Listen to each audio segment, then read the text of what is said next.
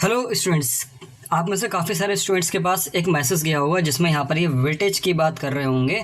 काफ़ी सारे स्टूडेंट्स का कल लगातार हमारे पास मैसेज आया कि भाई ये हमारे पास मैसेज आ रहा है, इसका बता दो कैसे सही होगा, ये क्या मांग रहे हैं। बहुत सारे स्टूडेंट्स ऐसे हैं जिन लोगों के पास वेटेज है भी नहीं, उन्होंने ऑप्शन भी सिलेक्ट नहीं किया था, फिर भी ये उनके पास मैसेज आया है। ठीक है, तो ये क्यों आया है मैं आप लोगों को बताऊँ कि कल एक नोटिस निकाला गया है 5 जुलाई में एलएलबी और उसके साथ ही बाकी कोर्सेज़ के लिए भी, लेकिन यहाँ तो सिर्फ उन्होंने एलएलबी ही लिखा है, लेकिन ये काफ़ी सारे और कोर्सेज़ के स्टूडेंट्स के पास भी गया है। तो क्यों गया है सब क्लियर हो जाएगा। फिलहाल एक नोटिस पे ध्यान देते हैं। नोटिस के अकॉर्डिंग एलएलबी के कुछ स्टूडेंट्स हैं जिन लोगों ने अपना फॉर्म फिल करते हुए टाइम में स्नातक का विकल्प नहीं चूज़ किया है। स्नातक यानी कि उन्होंने ग्रेजुएशन किया है या नहीं किया है, या कर रहे हैं या नहीं कर रहे हैं, कुछ भी सिलेक्ट नहीं किया है, डायरेक्ट अपना LLB entrance exam form fill कर दिया है। ऐसे ही बाकी स्टूडेंट्स ने भी किया है। किसी ने वेटेज नहीं फिल किया है, किसी ने वेटेज सेलेक्ट कर दिया लेकिन डॉक्यूमेंट अपलोड नहीं किए हैं। तो ऐसी कुछ प्रॉब्लम्स हैं, वो कैसे आप सही कर सकते हैं सब क्लियर हो जाएगा। अगर आप लोगों के पास वेटेज नहीं है और आप लोगों के पास मैसेज आया तो मैं वो भी बता दूंगा क्यों आया है, और आप लोगों के पास वेटेज है और मैसेज आया है लेकिन आपने अपलोड कर दिया फिर भी आया है, तब भी मैं आप लोगों को बता दूंगा कैसे सही होगा। फिलहाल ये जो काम करने की डेट है वो 7 जुलाई है। 7 जुलाई तक आप लोग इसको सही कर सकते हैं। तो सही करने के लिए आप लोगों को क्या करना होगा, आप लोगों को सीधे MJPRU के पोर्टल पर आना होगा। जब आप लोग लॉगिन करेंगे तो नीचे की तरफ यहाँ पर ये अपडेट प्रोग्राम सिलेक्शन आप लोगों को दिखाई दे रहा होगा। इस पर जब आप लोग क्लिक करेंगे तो यहाँ पर आपके सामने ये ऑप्शन खुल जाएंगे। ठीक है, वेटेज के 1 2 3 ये वेटेज वाली बात है। अगर आप लोगों के पास NCC है, स्पोर्ट्स का कोई सर्टिफिकेट है, या आप लोगों ने कोई NSS वगैरह का कोई कैंपिंग वगैरह की हुई है उसका सर्टिफिकेट है आपके पास, तभी आप लोग सेलेक्ट करें, अदरवाइज सेलेक्ट ना करें। इसको किया हुआ है वो एक अलग बात है और सर्टिफिकेट है आपके पास वो एक अलग बात है। ठीक है, ध्यान से सुना, क्योंकि सर्टिफिकेट अगर है तो आप लोगों को अपलोड भी करना पड़ेगा। वो अगर आप लोगों ने किया हुआ है सर्टिफिकेट नहीं है तो उसका कुछ फ़ायदा नहीं है। ठीक है, क्योंकि सर्टिफिकेट होने चाहिए। तो यहाँ पर तीनों में से जो भी है आप लोग को वो लगाना है। तीनों है तो भी अच्छी बात है, नहीं है तो भी कोई बात नहीं है।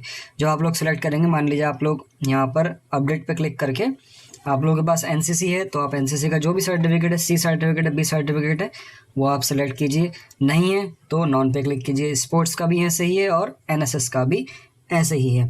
इसका फ़ायदा ये होता है कि आप लोगों को जो रिजल्ट आएगा ना एंट्रेंस वाला, या फिर आप लोगों को जो मेरिट तैयार होगी उसमें आप लोगों को 10 नंबर 5 नंबर एक्स्ट्रा मिल के चलते हैं। मतलब एक नॉर्मल स्टूडेंट से आपके 10 नंबर ज़्यादा हो जाएंगे। बस इतना आप लोगों के लिए बेनिफिट रहेगा इस चीज़ का।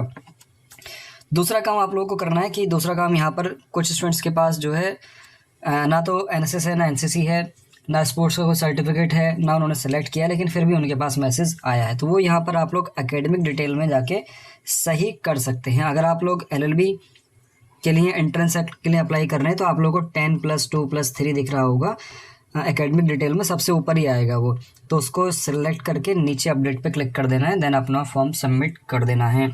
उसके बाद अगर आप लोग LLM करना चाह रहे हैं तो LLM के लिए वो LLB का पूछ रहा है कि आप लोगों के पास LLB की डिग्री है या नहीं है, परस्यू कर रहे हैं, अपेयरिंग में है, जो भी है आप लोगों का वो आप लोगों को बताना होगा। मतलब मिनिमम क्वालिफिकेशन आप लोगों को सिलेक्ट करनी होगी। वहाँ पर सिलेक्ट करते ही आप लोगों को अपडेट करना है, देन सबमिट कर देना है। ऐसे ही एमएड का होगा और BA BSc BCom सब पे जैसे ही आ रहा है ना, उन सभी का यही है।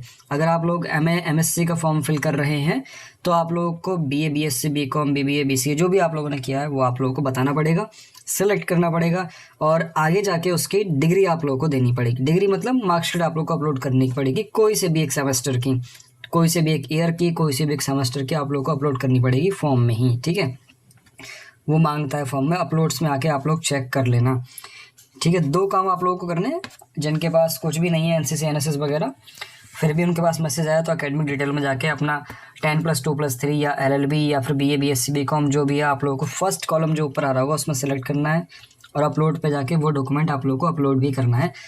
उससे रिलेटेड जो भी डॉक्यूमेंट है आपके पास LLB में, मान लीजिए अगर आप लोग BA BSc BCom करके आए हैं अभी और आप लोगों को LLB करनी है अब, ठीक है, तो LLB जो करना चाहते हैं वो BA BSc BCom के भी 6 सेम के एग्ज़ाम देकर आए हैं। उनके पास रिजल्ट तो होगा नहीं, तो आप लोगों के पास 3rd सेम और 4th सेम का रिजल्ट होगा क्लियर वाला।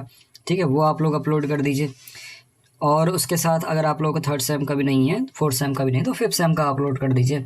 लेकिन अपलोड कर दीजिए ताकि उन्हें पता रहे कि आप लोगों ने ये डॉक्यूमेंट, मतलब आप लोगों ने ये डिग्री परस्यू की हुई है, या फिर आप लोग रिज़ल्ट का वेट कर रहे हैं, या फिर आप लोगों के पास मान लीजिए फाइनल ईयर की डिग्री है तो आप लोग उसको अपलोड कर दीजिए।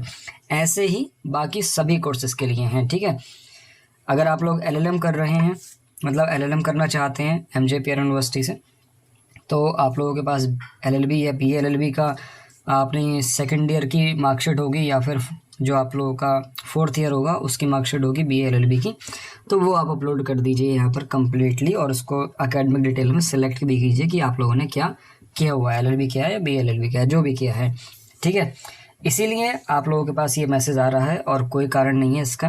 फ़िलहाल तो ये जो मैसेज आ रहा है ये बच्चे, मतलब ज़्यादातर जो स्टूडेंट हमें बता रहे हैं वो LLM का बता रहे हैं, लेकिन ये LLB वालों को भी करना है, और उसके साथ ही अगर किसी और कोर्स के स्टूडेंट्स के पास भी ये मैसेज आ रहा है तो उसको भी यही काम करना है, ठीक है। एक बार फिर से मैं बता देता हूँ शॉर्ट तरीके से कि आप लोगों को जब MJPRU के सामर्थ्य पोर्टल पर जाएंगे, जहाँ से आप लोगों ने अपना registration form, admission form, entrance examination form fill किया है, वहीं पर जाएंगे, आप लोगों को लॉगिन करना है। लॉगिन करने के बाद अपडेट पे आप लोगों को क्लिक करना है। अपडेट प्रोग्राम जो सिलेक्शन आप लोगों को दिखाई दे रहा है यहाँ पर, जैसे ही आप इस पर क्लिक करेंगे तो अगली विंडो आपके सामने कुछ ये खुल जाएगी जिसमें वेटेज मांगेगा। अगर आप लोगों के पास NCC NSS स्पोर्ट्स वगैरह है, जो भी सर्टिफिकेट है आप लोगों के पास, अगर है तभी करना है, अपडेट पे क्लिक करना है। देन अपडेट पे जब आप लोग क्लिक करेंगे तो यहाँ पर प्रोग्राम वेटेज मांगेगा आप लोगों से, जो भी हो आप लोगों को वो देना है।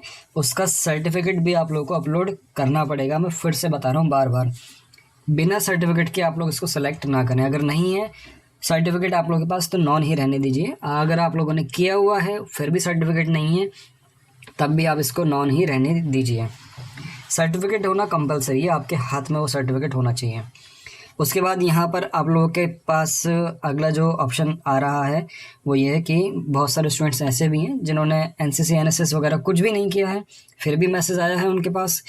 तो यहाँ पर उन्हें एकेडमिक डिटेल में जाके पहले अपना जो भी मिनिमम क्वालिफिकेशन है उस कोर्स को करने के लिए, ठीक है। जैसे मैंने अभी आप लोगों को बताया कि LLB करने के लिए आप लोगों को ग्रेजुएशन कंपलसरी है, तो ग्रेजुएशन की सारी डिटेल आप लोगों को फिल करनी है, बताना भी है क्लिक करके सबसे फर्स्ट ऑप्शन में कि आप लोग ग्रेजुएशन परस्यू कर रहे हैं या कर रहे हैं, या फिर एलिजिबिलिटी रखते हैं LLB करने की या नहीं। तो जो भी आप लोगों को इस फॉर्म में बताना पड़ेगा।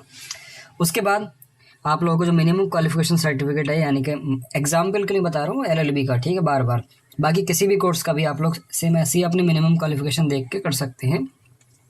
अपलोड्स पे जाके आप लोगों को BA BSc BCom वाली मार्कशीट भी अपलोड करनी पड़ेगी, जो भी सेमेस्टर की है, जो भी ईयर की है, जैसे भी है आप लोगों को अपलोड करनी है वो, ठीक है।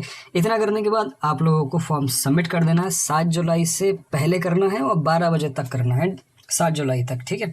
उसके बाद आप लोगों का जो फॉर्म है वो रिजेक्ट कर दिया जाएगा अगर आप लोगों ने कुछ भी गलत तरीके से फॉर्म फिल किया है, या फिर वेटेज की इन्फॉर्मेशन आप लोगों ने ठीक तरीके से नहीं दी हुई है। बस इतना सा काम आप लोगों को करना है। बाकी अगर कोई भी दिक्कत आ रही है तो वीडियो में आप कमेंट करके मुझसे पूछ सकते हैं। चलिए फिर मिलते हैं नेक्स्ट किसी इन्फॉर्मेटिव वीडियो में।